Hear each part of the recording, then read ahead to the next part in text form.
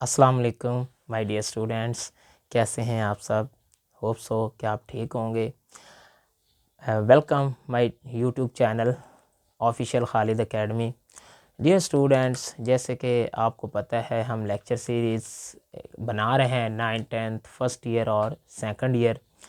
तो अब हम सेकंड ईयर की मैथमेटिक्स का आज से आगाज़ कर रहे हैं, जिसमें हम चैप्टर नंबर 1 करेंगे। चैप्टर नंबर 1 जो है वो है about functions and limits. Students, function और लिमिट्स आपको उसका कॉन्सेप्ट होना बहुत ज़रूरी है। फंक्शन मैथमेटिक्स में एक सेंट्रल वैल्यू का रोल अदा करते हैं और ये कैलकुलस का बहुत ही एक अहम टॉपिक है। फंक्शन क्या होता है, अक्सर स्टूडेंट्स को फंक्शन की समझ नहीं आती होती, तो आज मैं कोशिश करूँगा कि आपको फंक्शन की डिफ़ाइन समझाऊँ, फंक्शन के मुतल्लक बताऊं चीज़ें कि आप इजीली फंक्शन को समझ सकें। तो सबसे पहले मैंने 2-3 डिफ़ाइन फंक्शन की लिखी हैं, हम 3 से भी 4 करेंगे ताकि आप अच्छी तरह समझ सकें। हम एक सिंपल सी पहले डिफ़ाइन की तरफ बढ़ते हैं और ताकि आपको कंसेप्ट पहले फंक्शन का क्लियर होगा तो फिर हम अपने चैप्टर की जानिब आएंगे और कुछ क्वेश्चन भी करेंगे और फंक्शन को मज़ीद समझेंगे भी। तो फंक्शन क्या होता है असल में, स्टूडेंट्स ध्यान दीजिएगा। Suppose A and B are two non empty sets, mean हमारे पास कोई दो नॉन एम्प्टी सेट्स हैं A and B. Then relation, अब एक वर्ड आया रिलेशन, कौन रिलेशन, एफ, जो किधर से किधर होगा, ए से बी की जानिब, यानी सेट ए से सेट बी की जानिब एफ एक रिलेशन होगा। यही एफ इज कॉल्ड फंक्शन। वो रिलेशन एफ फंक्शन कब होगा, इफ़, कि अगर हम उस रिलेशन की डोमेन निकालें तो वो सारा का सारा सेट ए आना चाहिए।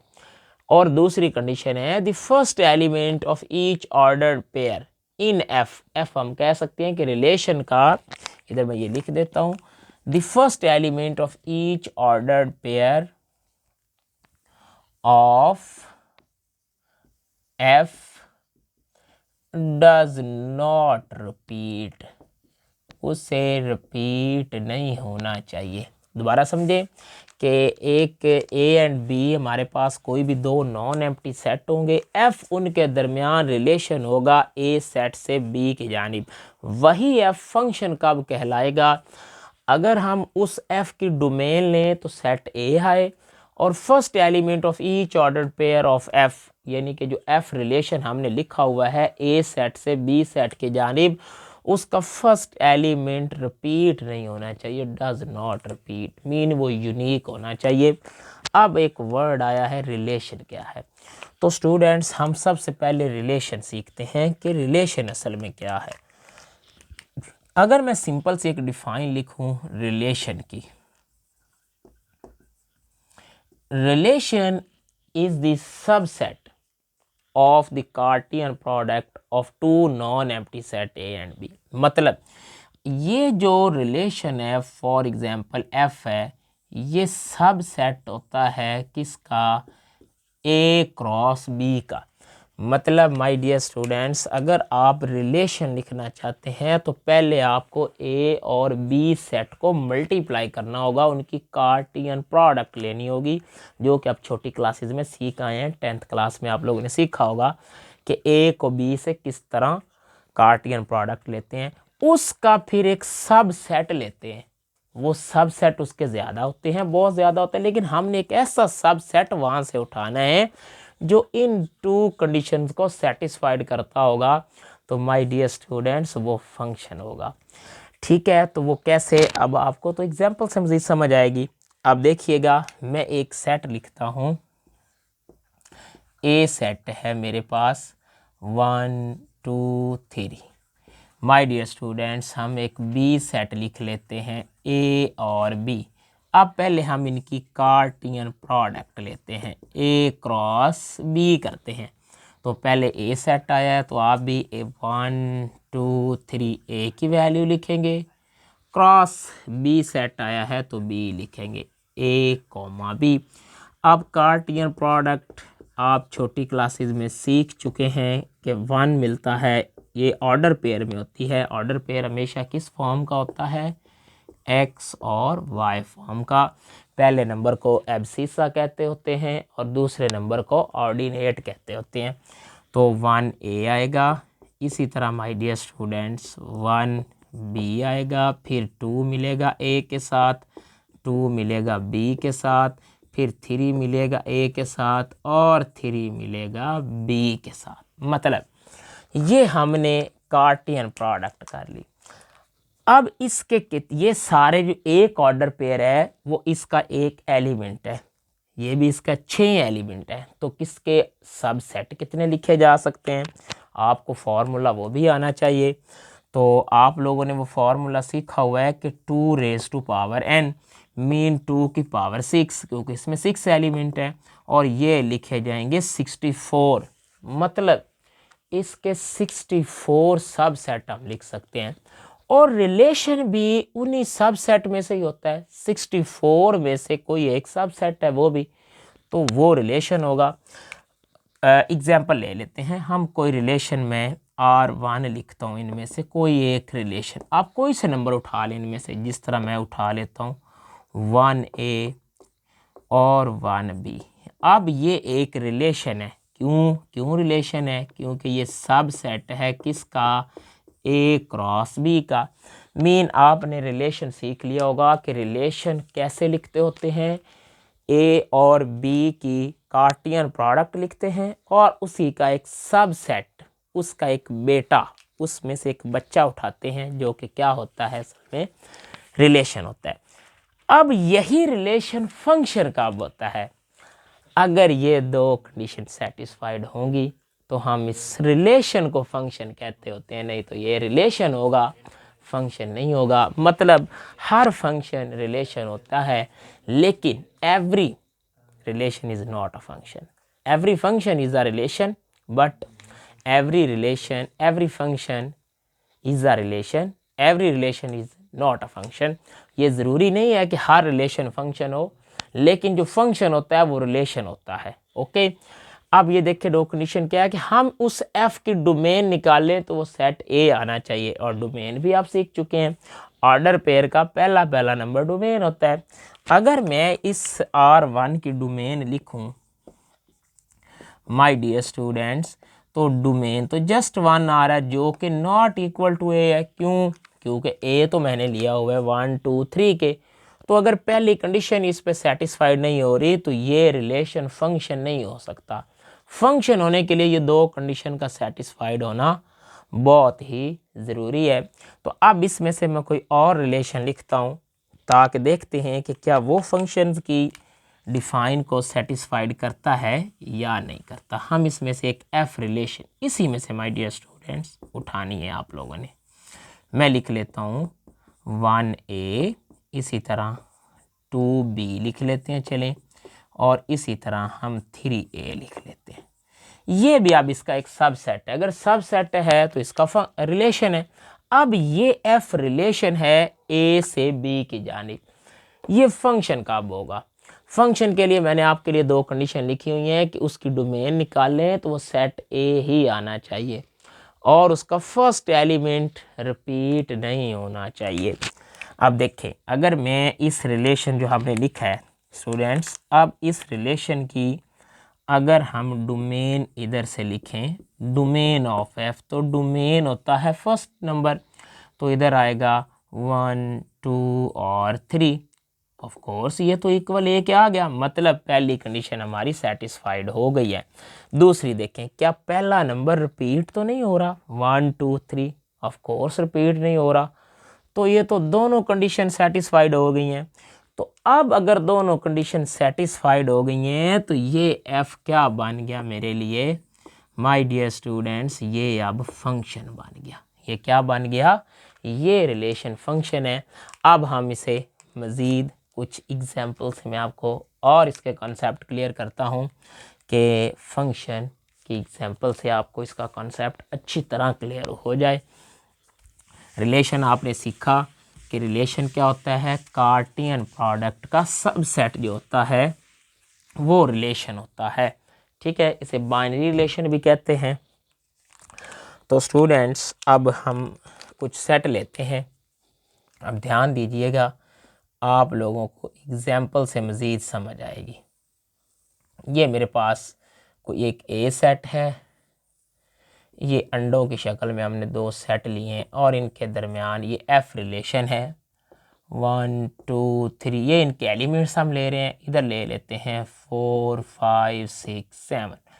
माय डियर स्टूडेंट, मैं ऐसे करता हूँ कि 1 को मैप करवा देता हूँ 4 के साथ, मतलब 1 का ऑर्डर पेयर 4 के साथ बना, 2 का 5 के साथ, इसी 2 का 6 के साथ, 3 का 7 के साथ और 4 का भी 7 के साथ।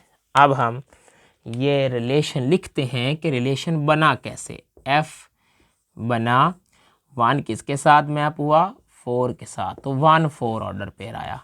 2 किसके साथ बना, 5 के साथ, तो 2 5 रिलेशन आया। और इसी तरह 2 का किसके साथ बना, 6 के साथ, तो 2 6 आया।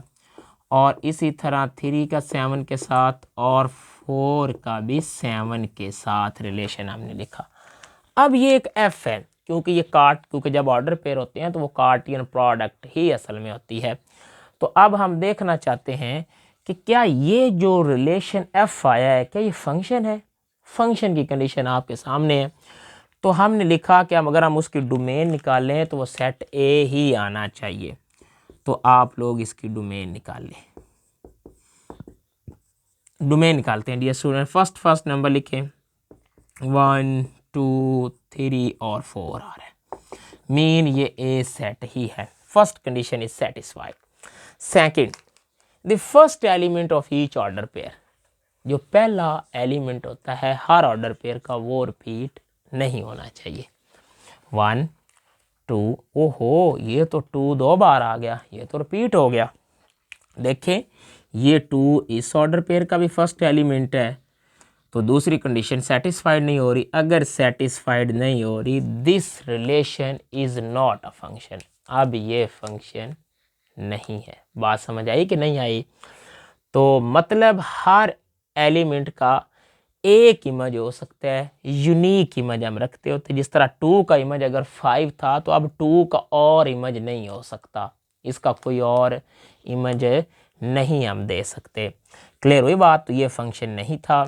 अगर हम इसी को मैं यूं कर देता कि अब 2 को 6 के साथ हम मैप नहीं करवाते, तो अब ये 2 और 6 वाला ऑर्डर पेयर भी यहाँ से रेज हो जाएगा।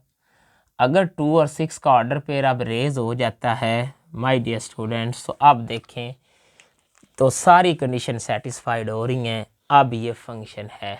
तो अगर अब हम इसकी जर्नल लाइफ में बात करें तो इसको हम बड़े आसानी के साथ एक्सप्लेन कर सकते हैं। अक्सर हमारे टीचर्स हमें एक अच्छी सी एग्जांपल देते होते हैं, आप लोगों ने भी सुना होगा कि अगर हम रियल लाइफ में इसकी एग्जांपल लेके देखें तो हम इसको यूं भी ले सकते हैं स्टूडेंट्स फंक्शन के लिए कि अगर हम सेट ए को कोई नाम दे देते हैं, कोई सेट ए है मेरे पास, जिस तरह ये देखिएगा, ये हम बनाते हैं सेट ए है, ये my dear student set B है, इनके दरमियान ये फंक्शन एफ रिलेशन है 1 2 3 4 5 6 7 8। हमने कुछ नंबर लिखे। अब हम क्या करते हैं, इनको नाम दे देते हैं। इस तरह भी एग्जांपल ली जा सकती हैं कि अगर ये सारी औरतें हों, वो मैन हो और ये मैन हैं। हमें पता है इस्लाम में ये बात क्लियर होती है कि हर औरत की शादी तो होनी है, लेकिन जो इस्लाम में ये एक बात बहुत अच्छी है कि हर औरत एक ही मर्द से शादी कर सकती है। मतलब देखें अगर 1 अब 5 के साथ जा मिला है, मतलब इस लड़की की शादी इसके साथ हो गई है, तो डियर स्टूडेंट्स इनको हम गर्ल्स कह रहे हैं। ये नंबर ऑफ गर्ल्स हैं, ये नंबर ऑफ बॉयज़ हैं, ठीक है। तो अब हमें पता है कि इसकी शादी किसी और लड़के से नहीं हो सकती, ठीक है, क्योंकि वो फंक्शन नहीं होगा। मीन शादी हमने अगर किसी को छोड़ेंगे तो फिर वो भी शादी तो हमने सब की करानी है, ठीक है। तो इस तरह अगर इसकी शादी इसके साथ हो गई है तो अब इसकी शादी किसी और के साथ नहीं हो सकती, ठीक है। लेकिन माय डियर स्टूडेंट्स, ये एक बात है कि जो बॉयज़ एक मर्द है वो शादी 2-3 लड़कियों से कर सकता है। अगर 8 ने शादी इसके साथ की है तो यही 8 3 से भी कर सकता है और यही 8 4 से भी कर सकता है। आप कहेंगे ये तो रह गए, लेकिन फंक्शन की define satisfied my dear students हो रही है। क्यों? आप देखिए रिलेशन का पहला नंबर मैंने कोई मिस तो नहीं किया, नहीं किया। और देखिए रिपीट भी पहला नंबर दूसरा हो सकता है, पहला नंबर रिपीट नहीं हो सकता, तो ये फंक्शन है। ओके, तो आप लोगों ने फंक्शन के डिफाइन को समझा होगा कि मतलब इसी तरह देखें माय डियर स्टूडेंट, मैंने इसको लिखा तो ये हालांकि कंडीशन सेटिस्फाइड हमारे फंक्शन की हो रही हैं। चेक करें, अगर हम इसकी डोमेन निकालें 1 2 3 4 तो वो सेट ए ही आ रहा है और फर्स्ट एलिमेंट रिपीट नहीं होना चाहिए, सेकंड हो सकता है, सेकंड से हमें गरज नहीं है। इसके किस तरह भी आप जनरल लाइफ में एग्जांपल ले सकते हैं कि स्टूडेंट्स मैं इसे चाइल्ड कह दूं, बच्चे हैं और ये इनके फादर्स हैं,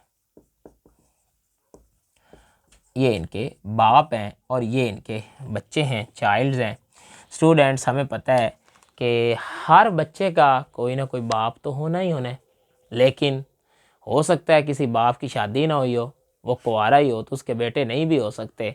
लेकिन जो बच्चा इस दुनिया में आया है उसका कोई ना कोई बाप ज़रूर है, तो वो बाप आपको पता ही है एक ही होता है। अब एक जो बच्चा है ये, इसके अब सारे बाप तो हो नहीं सकते, एक बेटे का एक ही बाप हो सकता है, ठीक है। यानी ये जो बेटा है इस ये बच्चे का बाप ये है। अब इसका कोई और बाप नहीं हो सकता, अगर हमने इसका और कोई बाप बनाया तो वो भी रिपीट हो जाएगा, तो इसका एक ही बाप हो सकता है। लेकिन एक जो फादर होता है, एक बाप होता है, उसके बेटे चारों भी हो सकते हैं।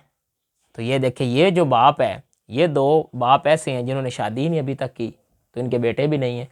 लेकिन इसके कितने बेटे हैं? 3 मीन एक जो बच्चा होता है उसके बाप तो एक ही होता है, ज़्यादा नहीं हो सकते, लेकिन एक बाप के बेटे ज़्यादा हो सकते हैं। यूँ समझिए कि इसके ये तीनों बेटे हैं और फंक्शन की डिफाइन सेटिस्फाइड हो रही है। ओके, आपको समझ आई होगी कि मतलब आप इस तरह भी एग्जांपल, और जो हमारी रियल लाइफ में अब देखें, आप पार्टीज़ पे जाते हैं, दैट इज़ अ फंक्शन, ये भी मैथमेटिकली डिफाइन को सेटिस्फाइड करती हैं। जैसे एट अ टाइम 3-4 पार्टीज़ चल रही हों, बर्थडे चल रही हो, कोई आपके 2 कज़न्स की शादी हो रही हो, कोई और पार्टी हो, तो स्टूडेंट्स एट अ टाइम आप एक ही पार्टी पे जा सकते हैं, आप लोग रिपीट नहीं होंगे। ये नहीं हो सकता कि आप जी बर्थडे पार्टी पे भी हैं, मैरिज पार्टी पे भी हैं, क्या ऐसा हो सकता है? नहीं, आप एट अ टाइम एक पे जाएंगे। ओके, आप सारे तो एक पार्टी पे जा सकते हैं, लेकिन ये नहीं होगा कि आप लोग ये कहें कि मैं इस पार्टी में भी खड़ा हूँ, इसमें भी खड़ा हूँ, इसमें भी नहीं, ऐसे नहीं होगा। तो ये भी फंक्शन होती हैं जो हमारी डेली लाइफ में पार्टीज़ भी हम जाते हैं, दैट आर फंक्शंस, ठीक है। होप सो कि आपको फंक्शन की समझ आई होगी कि रिलेशन होता है जिसमें फर्स्ट एलिमेंट रिपीट भी नहीं होता और हर एलिमेंट का उधर इमेज, पहले की बात हो रही है, इधर इमेज ज़रूर होना चाहिए और वो इमेज यूनिक होना चाहिए, ठीक है। कि अगर 1 का इमेज 5 है, 2 का 8 है, तो 3 का जो 3 है ये किसी और के साथ नहीं आ सकता, 3 का इमेज भी यूनिक है और 4 का इमेज भी यूनिक है। तो इससे अब हम एक और सिंपल वर्ड्स में भी मैं आपको इसकी डिफाइन समझाता हूँ कि हम फंक्शन को सिंपल वर्ड्स में कैसे लिख सकते हैं। तो डियर स्टूडेंट्स, मैं एक इसकी और डिफाइन लिखता हूँ कि असल में ये जो फंक्शन होता है, इफ़, ठीक है, ये रिलेशन होता है। फंक्शन क्या होता है, आपको इसकी एक और डिफाइन लिख के मैं बताता हूँ। फंक्शन, माय डियर स्टूडेंट, इसको मैं मज़ीद इस तरह भी लिख सकता हूँ फंक्शन को, it is the relation between it is the relation between 2 non empty set. ये कंडीशन लाजमी है कि वो नॉन एम्प्टी सेट्स होने चाहिए। It is the relation between 2 non empty sets in in which every element of set A, every से मुराद ये हो गया पहली कंडीशन सेटिस्फाइड होगी कि उसकी डोमेन ए आएगी, कोई नंबर छोड़ना नहीं। In which my dear students every element of set A, अगर मैंने वर्ड एवरी का यूज कर दिया है तो आपकी पहली कंडीशन सेटिस्फाइड होगी कि नंबर छोड़ना नहीं पहले सेट में से। It is the relation between two non empty sets in which every element of set A has a unique image. Unique मतलब पहला नंबर का इमेज यूनिक होना चाहिए, वो रिपीट नहीं होगा कि ना कि पहले नंबर का 1 है तो उसका इमेज 2 भी है, उसी 1 का इमेज 3 भी है, तो वो नहीं होगा। Has a unique image in set B. Okay, इस तरह भी आप फंक्शन के डिफाइन लिख सकते हैं। या फिर अब हम आपको फंक्शन को समझाते हुए अपने चैप्टर की जानिब आते हैं। तो डियर स्टूडेंट्स, मैंने बताया फंक्शन एक इम्पॉर्टेंट टूल है, तो जो कि कैलकुलस में एक इनका बहुत ही रोल है। तो देखते हैं। तो कॉन्सेप्ट ऑफ फंक्शन सबसे पहले ये स्टूडेंट याद रखना, एक जर्मन मैथमेटिशियन हुआ है जिसका नाम था लेबनिज, ठीक है, उसने इसको डिस्क्राइब किया था और इसने ये असल में रिलेशन निकाला था dependence of one quantity on an other. इसने बयान किया था कि एक जो फंक्शन वेरिएबल है दूसरे वेरिएबल पे किस तरह डिपेंड करता है। जो डिपेंड करता होता है आपको पता है वो डिपेंडेंट वेरिएबल होता है, और जो किसी वेरिएबल पे डिपेंड नहीं करता वो इंडिपेंडेंट वेरिएबल होता है। तो जिस तरह मैंने कुछ एग्जांपल्स लिखी, अब ये जो एरिया होता है स्क्वायर का असल में वो साइड मल्टीप्लाई साइड होता है, तो एक्स स्क्वायर बनेगा। तो अब एरिया डिपेंड कर रहा है एक्स पे। कैसे? अगर मैं साइड फॉर एग्जांपल पहले 2 सेंटीमीटर थी तो एरिया का आंसर 4 आएगा, और अगर अब मैं 3 कर दूं, देखिए मैंने इसको चेंज किया तो एरिया बेचारा खुद ब खुद ही चेंज हो जाएगा, वो 3 3 9 आ जाएगा आंसर। तो मतलब इधर एक्स इंडिपेंडेंट वेरिएबल है और एरिया डिपेंड कर रहा है, तो हम इसे कहेंगे area is the function of x. मतलब जो वेरिएबल डिपेंड कर रहा होता है वो पहले आता है और जो इंडिपेंडेंट होता है वो बाद में आता है। अब हम इसे पढ़ेंगे area is the function of x, मतलब एरिया डिपेंड कर रहा है एक्स पे, साइड पे, स्क्वायर ऑफ द साइड पे डिपेंड कर रहा है। अगर आप उसे चेंज करेंगे तो एरिया लाजमी बदलेगा।